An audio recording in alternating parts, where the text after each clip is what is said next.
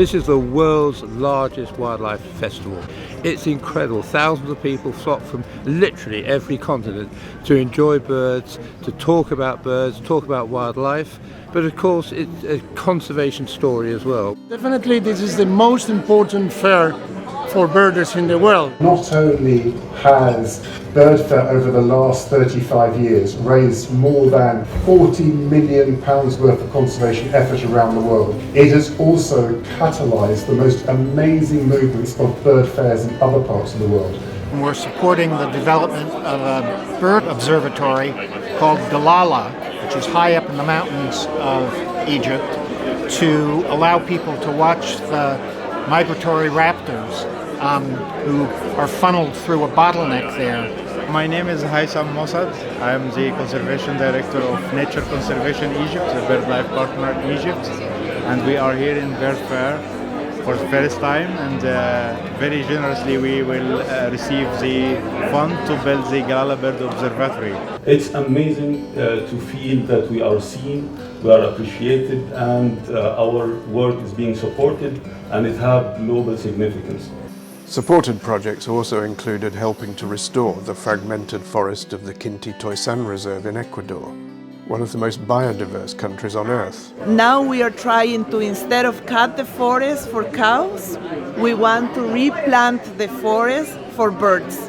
Another project has been rewilding La Janda in Andalusia, an important staging post on the Gibraltar flyway. Andalusia is the best region in Spain for bird watching, with Doñana, Sierra Nevada, the Strait of Gibraltar. But BirdFair is not only about raising funds. It entertains and educates. His blows were a little heavier than hers, and so you can see she's just saying, okay, enough. We can still find little stories that haven't been filmed before, and that's what makes it so much fun. Very few of us stop to realise that we've been equipped with the most astonishing array of sensory tools. Well, the Osprey Leadership Foundation is all about inspiring and enabling the next generation of conservation leaders. So we're basically working with some really inspiring young people who are already doing great things in conservation. There's still time to make a change. You know, we basically need to restore biodiversity, we need to combat climate change, and we believe that the next generation of conservationists are the leaders who can do that. It informs and inspires. I was just a person listening to the radio, listening to the Gulf Stream collapse and the scientists warning everyone, and hearing these lists and thinking, oh my God, I don't know what to do. And how I decided to act was, I thought, okay, if my house is on fire, which it is, what would I save? And for me, it was swifts. We all get a sense of awe from the real world. I mean, I get goosebumps thinking about things I've seen and might see. There are talks, debates, have access to nature and quizzes. Number one, which is Britain's only endemic species, red grouse. Broadcasters. So I'm here with the Into the Wild podcast, which is a wildlife podcast that I co-host with Ryan Dalton. So we've done some live podcasts here, but we've also got 2 live shows.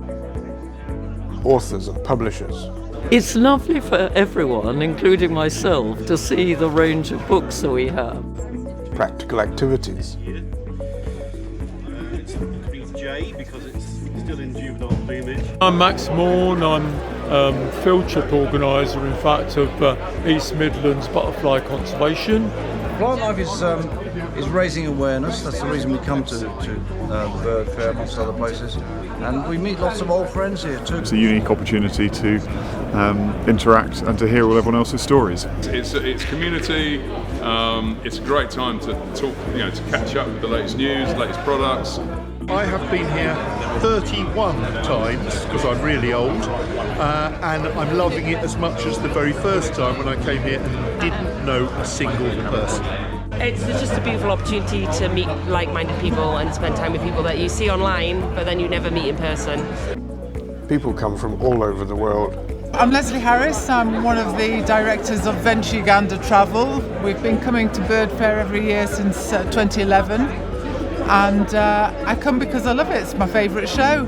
In the North of Peru we have places to see things like spectacled bear as well. The most impressive of the southern route is that you will find, of course, our Cock of the Rock in the mountains, like near to Machu Picchu, but also in the south you are going to find the clay licks. You can gain some deep insights into what it takes to save nature.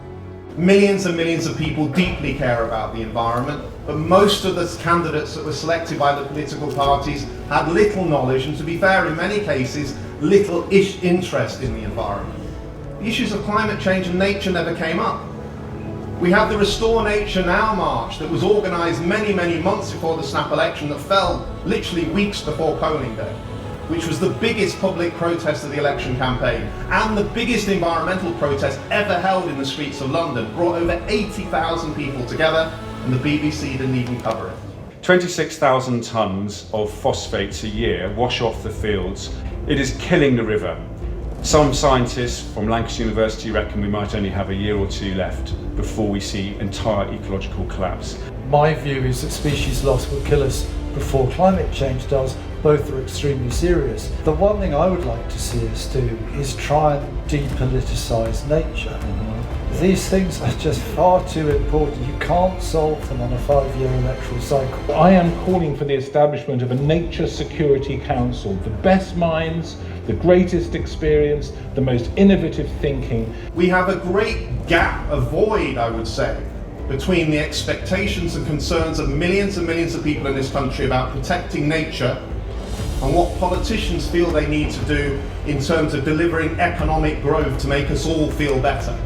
But if that economic growth comes at the cost of what's left of our wildlife, at the cost of what's left of our biodiversity, if it makes climate change worse, then none of us are winners. Without sponsors, an event like the Bird Fair would be hard to put on.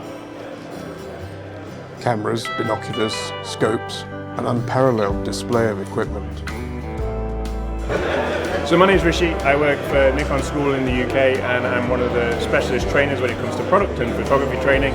So we have a 10-year history of making cameras, and one of the things we wanted to really make a priority of is being able to make kit that is durable and capable of being able to catch animals in their habitat. And we've got a fantastic range of cameras that allow us to do that. I think the thing that we're showing off the most and is the most exciting thing for us is the new A9 Mark III, which is our global shutter technology camera, and that's combined perfectly with the 300mm 2.8 all the way through. I've been with Zeiss, do you know, I cannot remember, it's that long now. Yeah, it's been a long time, and I work with them because, well, pretty much everything I look through is Zeiss nowadays. It's not just my binoculars and my magnifying lenses, it's my microscopes, it's my reading glasses, it's like the whole lot, you know. So my name's Peter Antonio, I'm head of Swarovski Optic here in the UK.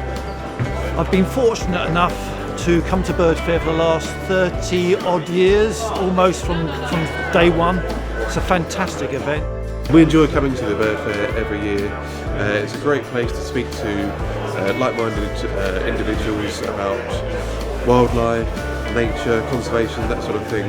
I'm Mark Davis from Thomas Jacks Limited, the UK distributor for Pulsar. Global BirdFair is the ultimate show. You know, it's such a diverse group of people from all around the world, just sharing the same passion. It's just, it's the place to be for birders.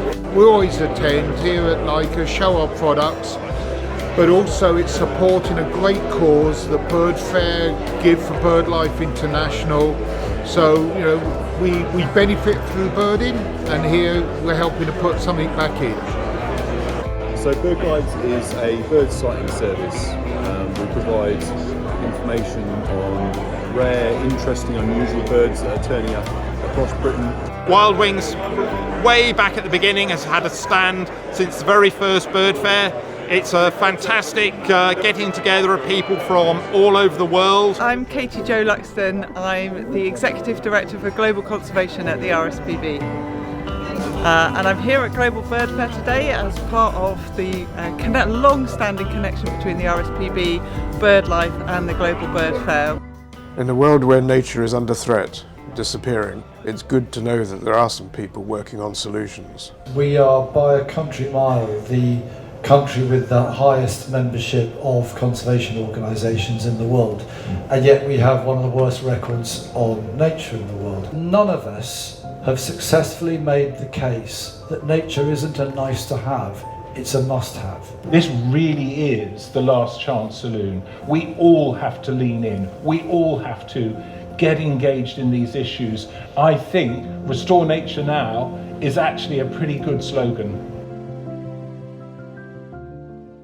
Thanks to Penny Robinson and founder Tim Appleton, supporters, sponsors and volunteers, and all those who attend, the Global Bird Fair gives a voice to nature.